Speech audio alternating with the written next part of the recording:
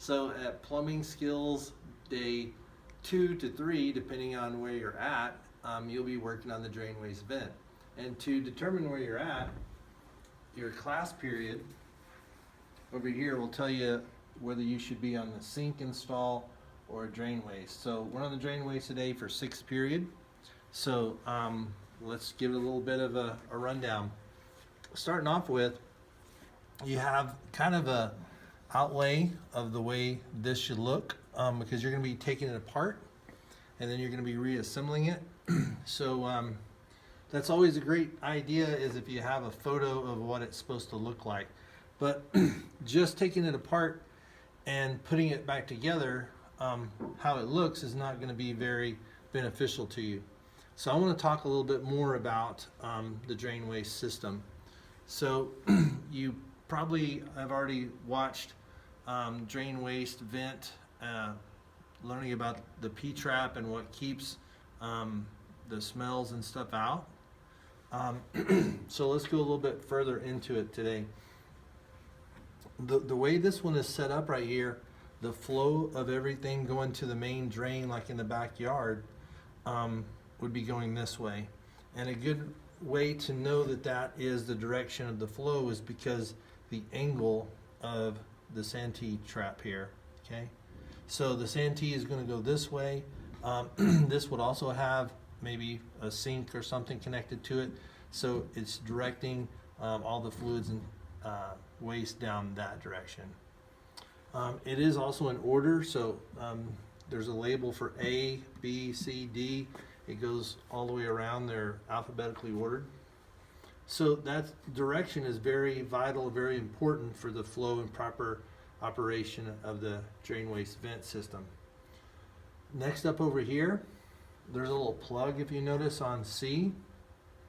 And this plug is what's called a clean out. So if there becomes a clog in the system, this can be removed, and this is usually exposed, and you can see it underneath the sink or a wall. So all this other PVC pipe is hidden. But what you'll do is you'd take this out, then you would run a clean out through there to begin to remove the clog. Then again, as we go on up over here, you can continue to see kind of the direction of flow. All right, we'll talk some more about the direction of flow as you get over here further, but we're going to start with just disassembling it in reverse order. So you could start with disassembling the P-trap. This will also be the last thing that you install. Okay, so I have the tools set up here. I also have some other instructions that are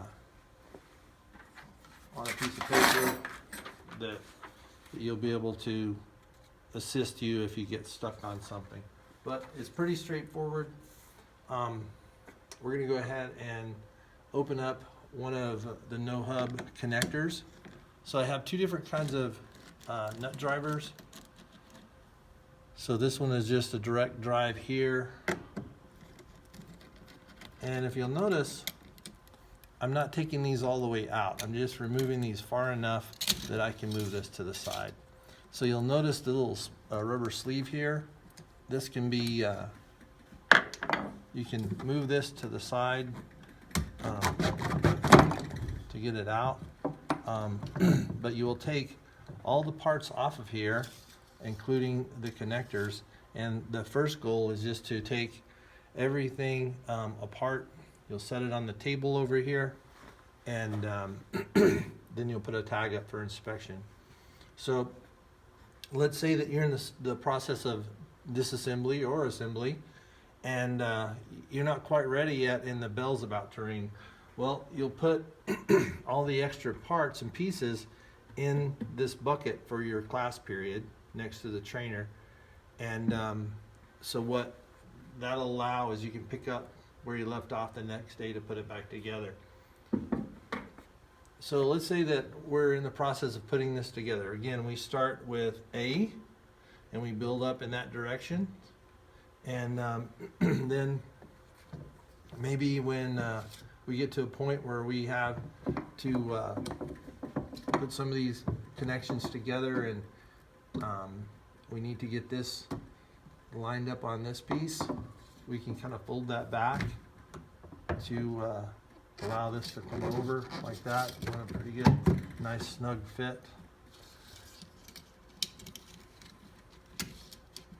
And next we're going to talk about, this is a torque wrench. So what a torque wrench does is it, on fancier ones, you can adjust how much pressure goes into the tightening of the bolt, okay? So for this one, it's already preset. So it kind of has the ratcheting action here. And I'm gonna go ahead and use this. You guys could work in tandem since you're a team, but you could tighten it down just kind of snug with this one. One of you guys could.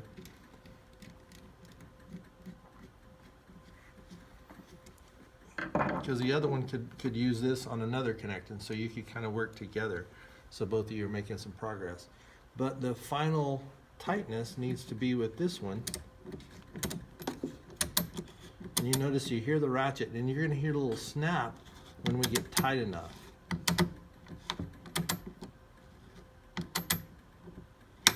You hear that little snap? So that snap is telling you that that has the proper tension. So you want to tighten all of these no hub connectors till you hear the little snap, okay? So then let's go ahead and talk some more about the process. You completed everything, you have everything. The connector's going in the correct direction for flow for the water. And then also again, the P-trap would be the last one you would install. So all of that would come out to this fixture here, K, and that is describing also the direction of the main flow. So that would mean you have another drain waste pipe here, and then it's going in that direction. So everything is going from here on out to the main sewer in your alley. So you've got an inspection once you've taken it apart. Then you will begin assembly. Remember, you can always use the instructions that'll be on the wall here for guidance if you need some more help. And then you want to put up another tag after you have torqued everything down to where it needs to be. So I think this is a fun one, and it's a very educational one to let you know what's needed in the final process of plumbing and drain waste vent.